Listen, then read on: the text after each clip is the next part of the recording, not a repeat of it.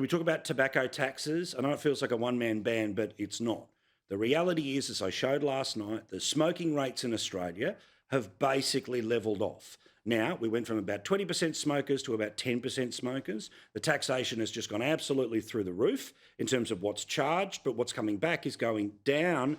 But it's not because of those lack of smokers. It's because those smokers are going off and buying the chop chop, which of course is available from the criminal market.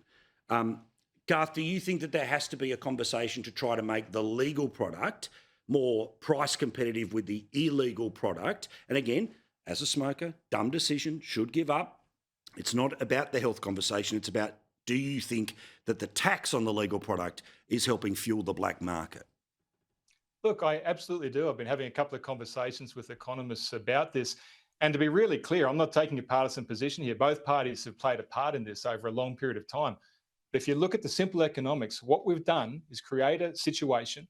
If you wanted to design a system to create a black market, this is how you design it. This is exactly it. And I'm seeing it in Toowoomba. I can walk through the streets and see those boxes of illegal tobacco on the ground that have been used. And we hear about it in the capital cities where there's violence and gang-associated activities following behind this. We do have a problem. What was designed, a very good intent to reduce smoking rates in Australia. Unfortunately, now we've created this black market and we're seeing that come back in. We can't deny that. It's a fact, it's in front of us, and we have to deal with it. And I stress this again, this has played out over a long period of time with some very good intentions, but what we've done is create a situation where it's very profitable to bring this cheap tobacco in now.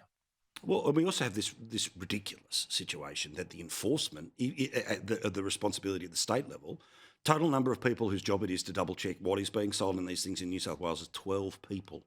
12 people across the entire state, and there's the best part of 20,000 different retailers right now.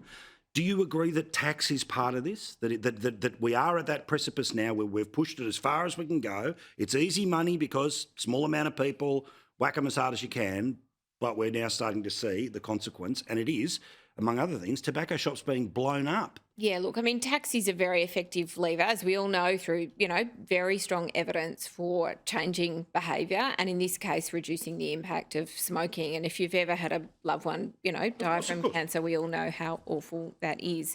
But I do want to say, I think there is a very important piece around the regulation of this. I was walking along the street the other night with my kids. I obviously live in inner city Sydney, and there was just out the front of a kind of convenience store, which in New South Wales is not able to sell vapes, with this sort of giant light on the footpath that was like, we sell vapes. You could not get a kind of more blatant in sign writing now. It was astonishing. Anyway, I do think that the Commonwealth and the states have to come together and have a conversation about this, because the other thing that disappoints me, being from formerly local government, is it's destroying main streets, right? Like, you're seeing all the beautiful local businesses that used to make up these wonderful main streets being replaced with kind of these dodgy convenience stores that, if it's not a convenience store, it's selling tobacconist, or it's a flashing light saying open. Yeah, behind the store, behind the counter. So, like, we should also be kind of supporting these small businesses. Hey, all in.